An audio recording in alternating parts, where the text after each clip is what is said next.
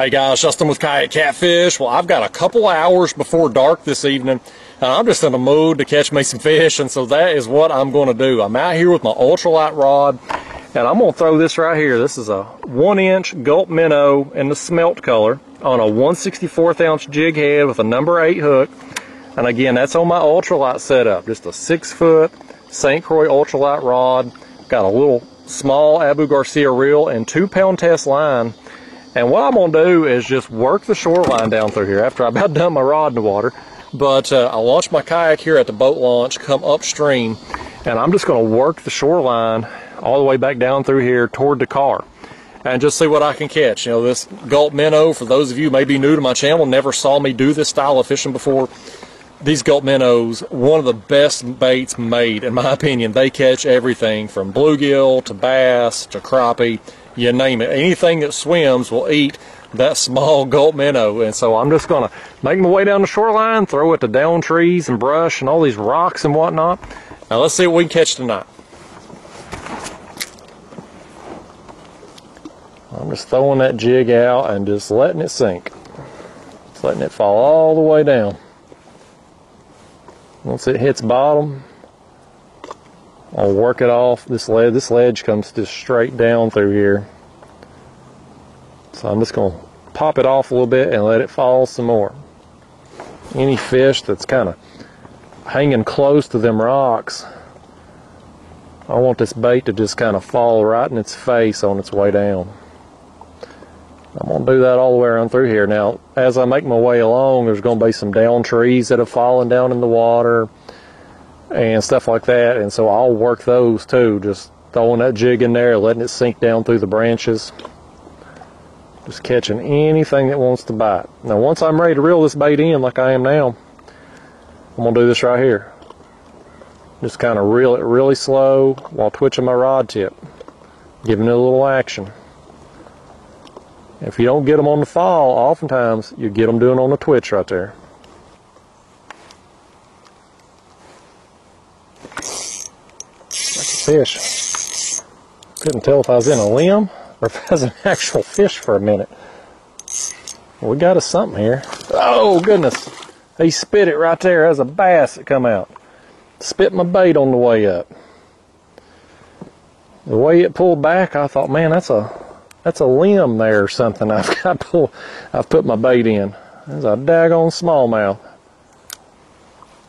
That got me excited though. That's a good sign there, getting bit here. I ain't made too many casts. I just let that thing fall down. I went to pick up on it. I thought, man, that's a tree limb or something. It pulled back just enough to make me think it was on a little branch. And nope, it's a fish. We'll get to the next one, maybe.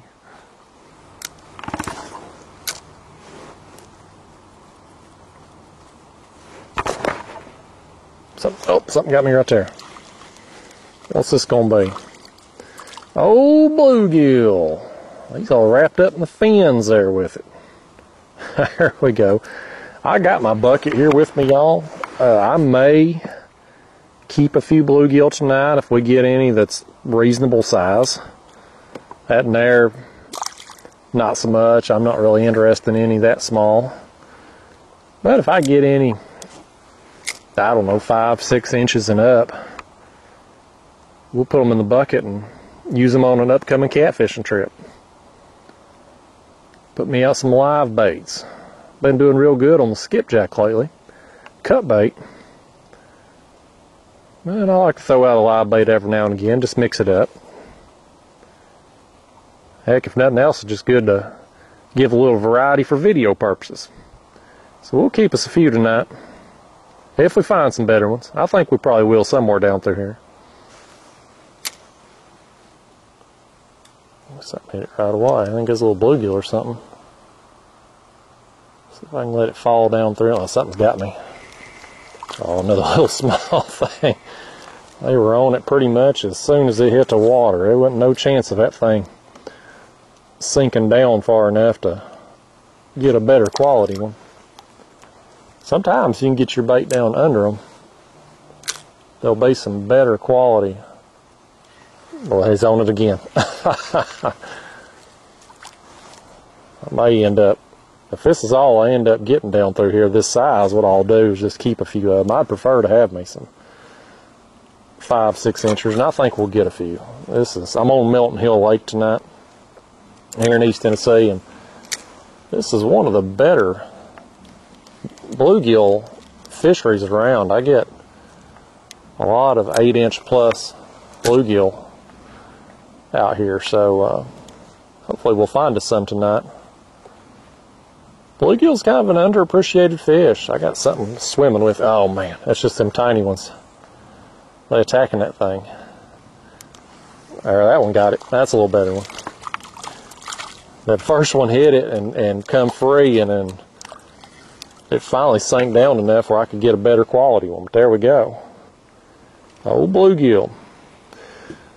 I was trying to say that a lot of people don't really appreciate bluegill. I do. I love catching them. I think they're a lot of fun. Everything's fun to catch on the ultralight, but these bluegill, they're just so prevalent. And they're such hard fighting fish for their size. This fish here, man, that hook, look at it. It's in such a there we go. He wasn't coming free for nothing. I'm gonna fill a little water here in my bucket. There we go. I'll drop him in. We'll make a catfish bait out of him. Let me just throw back over here. Again, if we can get through them small fish, there's clearly some better gills down in there. There's all kinds of, you probably can't see on camera here because of the glare. There's all kinds of brush right here, and these logs and whatnot that's down in the water. And so I'm sure these are a bunch of, there's another one's got me. There's probably all kinds of bluegill and probably some bass down in there too. Just get your bait in front of them.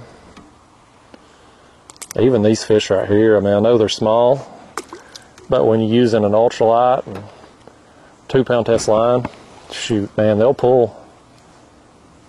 And you can get on areas like this and just catch the far out of them, man.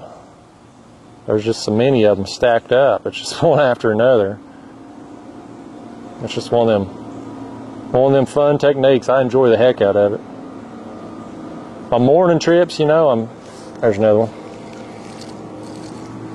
My morning trips, I'm probably gonna go ahead and throw this in the bucket.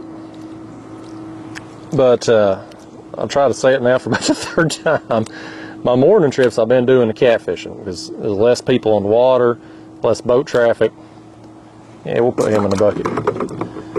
But out here in the evenings when I'm just beating the banks, just to come out and catch me a few extra fish on the day, you know, just ultralighting, and man, it's fun. I just enjoy it. I like catching fish.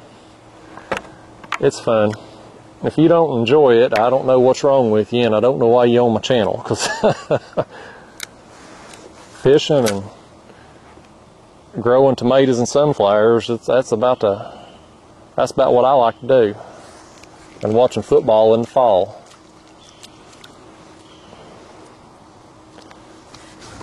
This right here, man, he ain't much bigger than my bait, but still got it in his mouth somehow. I'm telling you folks, you get you a jar of these gulp minnows, man, you can just have you a ball and catch the heck out of fish. I gotta get me another pea cup set up. And here's another one that I'll probably throw him in the bucket too. Kind of another one there about borderline size that I was wanting to keep. I was saying I normally keep these gulp minnows in a little urine specimen cup because these gulp jars that they come in, once you open that lid the first time, the seal on there is terrible, and so if this thing turns over in your hatch or whatever, it'll leak out all that juice everywhere. And so I keep them in the pea cups. But when I was in my other kayak there a couple weeks ago, I had that pea cup down in the hatch, or the side pocket. And I guess on the way home, I must have hit a bump just right or something and bounced that pea cup out because it wasn't there when I got home. So if you're out walking your dog somewhere and you see a urine cup on the side of the road, it may not be pee in there. It may be full of gulp minnows. So you might want to pick it up. Get you some gloves before you pick it up, just in case it is actual pee in the cup though. But nevertheless, I gotta get me another pea cup and get it full of bait. I'm gonna keep making some more casts over here at these trees, or these logs or whatever down here, because I'm just getting tapped non-stop. Oh, something got me then. I just seen my line just shooting. Another one of these smalls. Again, they just fun, man. I just love this. This minnow here is tore up. You know, these, I've mentioned before, these gulp minnows, they're really soft and they tear pretty easy, so you don't get a lot of fish out of them. But you still get more fish out of one of these gulp minnows than what you do on an actual live minnow. On a live minnow, you're going to get about one fish usually. And with these gulp, I mean, even if they tear, you can flip them upside down and use the other side and then get a few more fish out of it. So, you know, most of the time I'll get 5 to 10 fish off these things. But again, this is a 1/64 ounce jig head, number 8 hook. And I'm just going to take this gulp, run that hook through as the airplane flies over, perfect timing, and run that thing out. And you want that gulp to be on there as straight as possible. That's going to help it fall just kind of naturally, just horizontally down through the water. That'll get you more bites than putting it on there crooked. When it's crooked, it wants to spin on the way down. And you'll still catch some fish with it like that.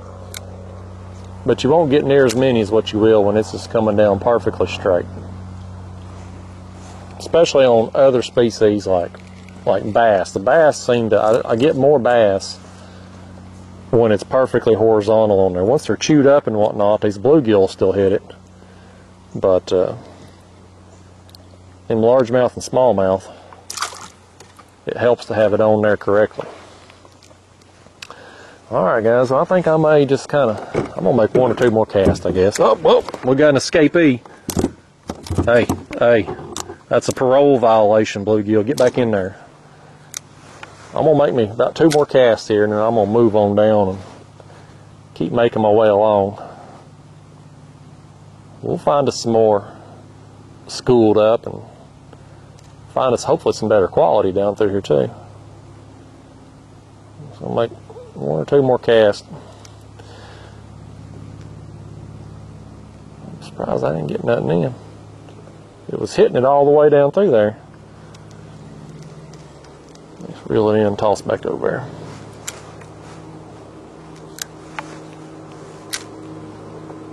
I threw right on top of that leaf. There it went. Sometimes you throw across a little twig or a leaf on the water, and that bait's so light, the twig or the leaf will catch it and it won't sink down.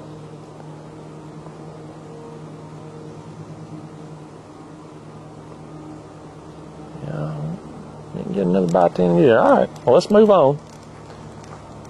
Well, here's one chasing it right here. Let's see if he'll get it. Get it! Oh, he didn't. He followed it all the way out of there.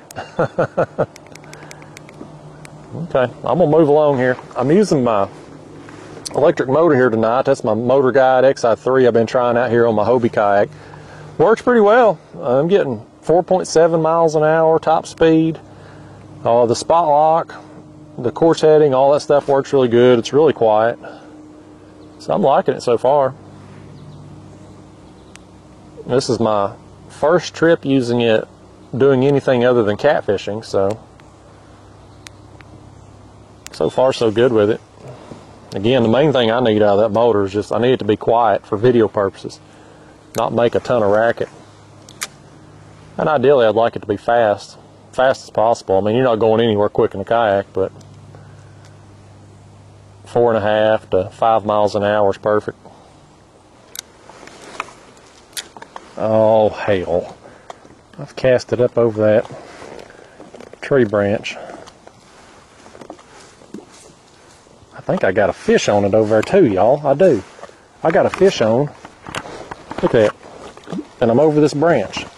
I'm gonna get the bluegill hung in a tree. Oh, good hell.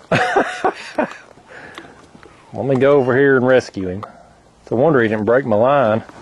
Okay, he's hanging from a tree over here. It's bad timing for that fish to hit when I cast over the branch. Let me set him back down in the water a second here while I get over to him. Watch, I'm going to pull my kayak up under these trees here, and there'll be spiders all over the place. Spiders don't bother me too bad, but boy, if a snake fell out of this tree, I'd piss my britches if that happened. Alright, let's see what we can do here. I'd like to land this thing actually, because he's going to go in the bucket if I do. Oh, I got spider webs all over my face. I can feel them.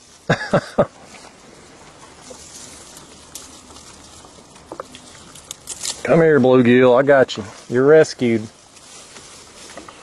Well, bad news. Even though you're rescued, you ain't going nowhere. Going right in that bucket down there. Always an adventure when you're a lousy caster like I am. That's why I buy these jigs in bulk. I've mentioned it before. These are eBay specials. About the cheapest place you can get them in bulk. And man, I go through some. Between casting into trees and just normal snags that you get as you drop that exposed hook down through branches and brush piles and all that. You can see I'm spun back around here. There's one bluegill under that tree. There's probably a bunch more if I can get over here and make a decent cast. I can feel them spider webs all over my face.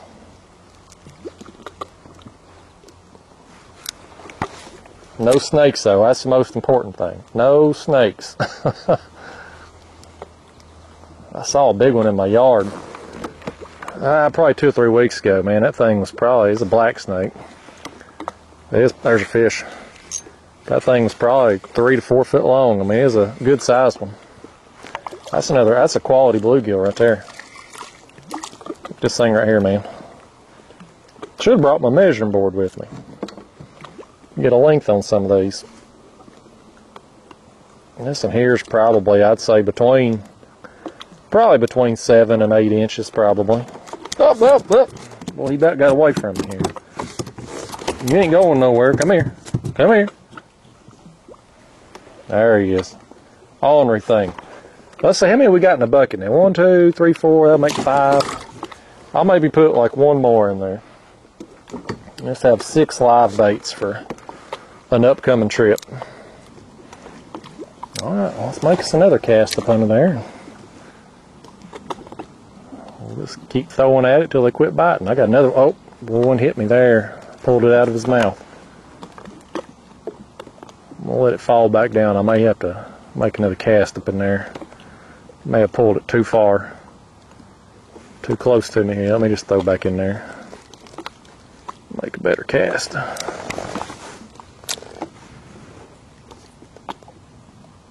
Something about that gulp minnow, man. It's just I think just the way it's falling down and the scent, that gulp scent, it's just irresistible to them. I'd rather throw this than a live bait any day. Hell, I do better on this. I think it's, I mean, you'll throw crickets or mealworms, waxworms, whatever, and you'll get fish on them, but there's a lot of downtime in rebaiting on pretty much every fish you catch. At least with the gulp here, you might only get 5 fish to 8, 10 fish on a gulp minnow, but you don't have to constantly be getting in a container to put your next worm on or cricket on or minnow on or whatever, Alright, well, let's keep making our way along. That spot there got a couple off of it. Some of his buddies probably seen him getting pulled up into them tree branches and thought better of biting my jig. They didn't want to do no tree climbing today. I got something right here coming at me. There he is. That's a little better fish, y'all. Oh yeah. No, I think it's a channel cat. I saw the white on it, and first I thought it was a bass. But now I think it's a channel cat.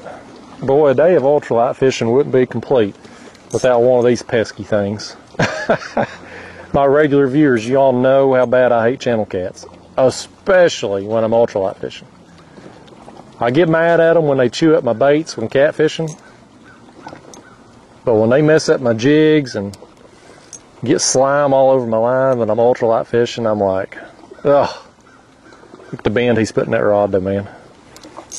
And this fish here, he's probably 1 to 2 pounds maybe. But when you got an ultralight rod like this, man, I mean, they just double it over. Yeah, he's down there just rolling. That's why all that jerking there is in my rod. I still got to take my time with him because 2-pound line, you can't be too aggressive. I actually need to back off my drag a smidge. These channel cats, if you know, I give these channel cats a hard time, but you know, if I was up north or out west somewhere where we had big channel cats, I'd probably like them a little more. But around here, we just ain't got the quality that y'all got up there.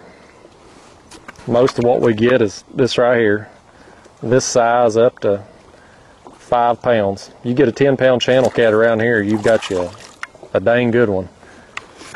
I think just the competition with the blues and the flatheads here, they just don't do as well. Well, let's land this old thing. I ain't got my net with me tonight. I'm going to have to get down here and try to get him without breaking my line or getting a fin in me. There he is. The old channel kitty. Them pliers. I want my jig back. There we go. These fins all tore up right there. Yeah, I hate these things. Get out of here. Don't come back again. Oh, oh, lordy days. I was getting this old catfish slime off my jig and we had an escapee go overboard. Daggone it. Alright. I left my lid in the car. I was going to keep me 1 more bluegill. Now I got to keep me 2 more. Dang on Alcatraz prison break going on around here. All because, look what I've done now. This is turning into a damn blooper video. I threw it over. Let's see if I can get it out of there. Yeah, I got it out all right. Dang, that dang channel cat, I blame him. I blame the channel cat for everything. Got a bluegill escapee, got slime all over my line, I'm casting into trees. All because that channel cat ate my bait. Damn old channel cats. Alright, let's get back to it now.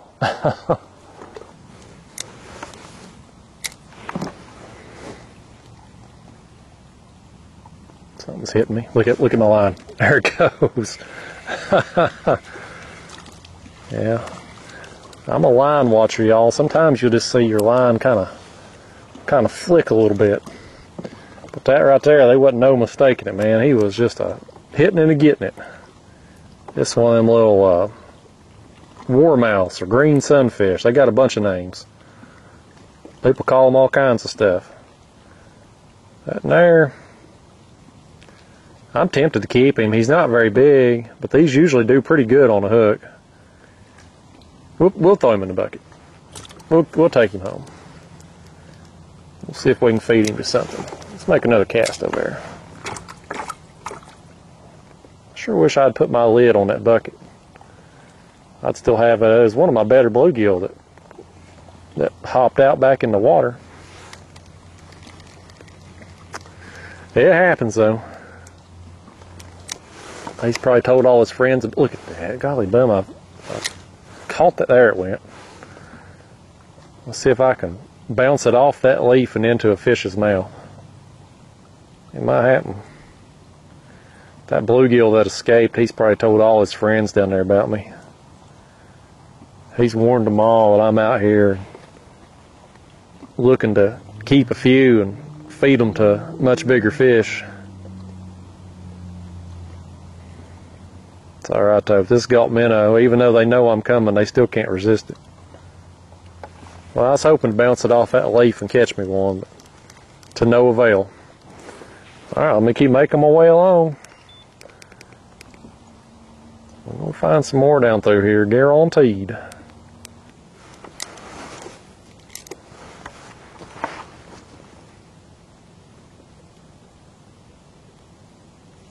Oh, there's a fish. Got my line in a tree. Well, I done it again right here, y'all. There we go. Got lucky again.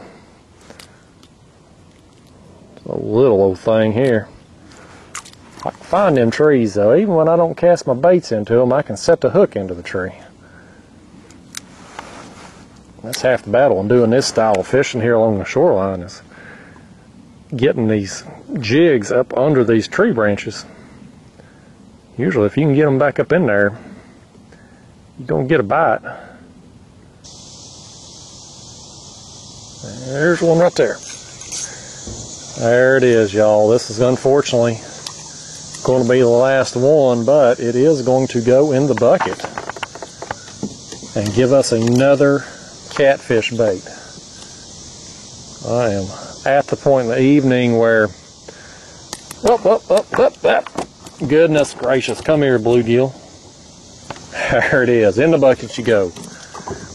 But yeah, anyway, y'all, we at that point in the evening. I just got a text a few minutes ago from the girlfriend, and she says, what time can I expect you for dinner? Now, on the surface, that may seem harmless, but let me give you a little pro tip here, fellas. If it's 8:30 at night and your girl sends you a text, what time should I expect you for dinner? That is a loaded question, because what she really means is, get your ass home right now. So I actually want to eat dinner tonight, and I would prefer to sleep in bed versus sleeping on the couch. So I'm going to get on out of here. But fun evening out here. Caught me some bluegill here for the next catfishing trip. Just caught a bunch of little 3-inch bluegill that I'll have to edit out. But, you know, on the ultralight rod, these gulp minnows, you just come out. It's a relaxing way to fish. You get a ton of bites, a ton of action, and I love it. I absolutely love it. So you'll be seeing some more of it here in the near future. But until then, I got to get out of here. I'll see you later.